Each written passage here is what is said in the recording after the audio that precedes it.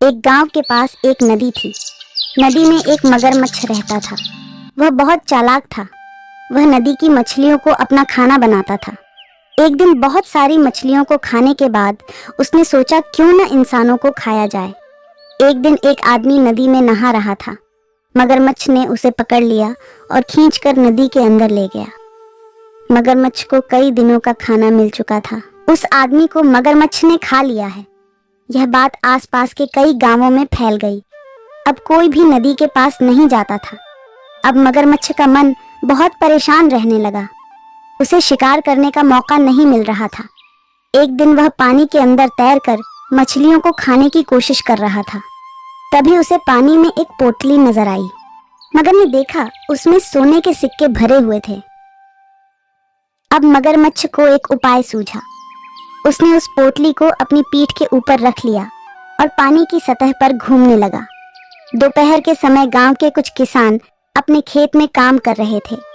सूरज की किरणें सोने के सिक्कों पर पड़ी तो वो चमकने लगे।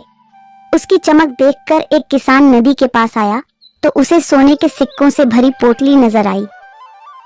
दूर से उसे पोटली के नीचे मगरमच्छ, जो कि पानी के अंदर था, वह नहीं दिखा।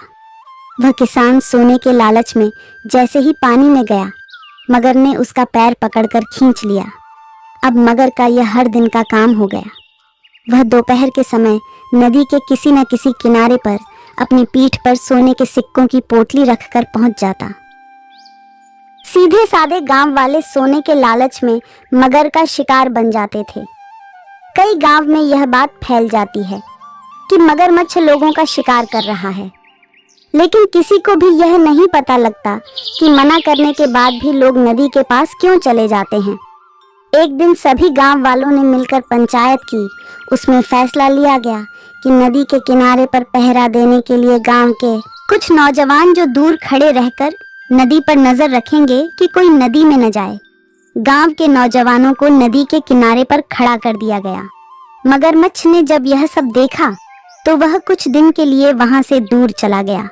पोटली को उसने एक पत्थर के नीचे छुपा दिया। जब से नदी के किनारे लोगों को खड़ा किया गया, एक भी आदमी के मरने की खबर नहीं आई। कुछ दिन बाद लोग बेफिक्र हो गए। उन्हें लगा कि मगरमच्छ नदी के साथ कहीं और चला गया। धीरे धीरे नदी के आसपास से लोग हट गए और अपने अपने काम में लग गए।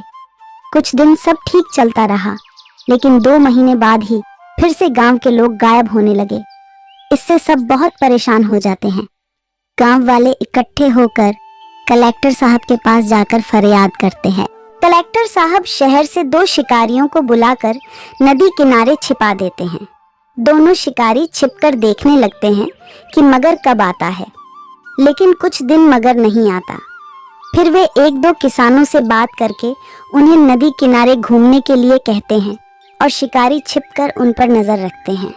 एक दिन मगर वहीं सोने के सिक्कों की पोटली लेकर पानी पर तैरता दिखाई देता है। सिक्कों की चमक से किसान और शिकारियों को सारी बात समझ में आ जाती है। दोनों शिकारी छिपकर पोटली के आसपास निशाना लगाकर गोलियां चला देते हैं, जिससे मगर मर जाता है। सभी गांव वालों की जान में जान आती है। कलेक्टर साहब वो सोने के सिक्कों की पोटली उन दोनों शिकारियों को इनाम के रूप में दे देते हैं।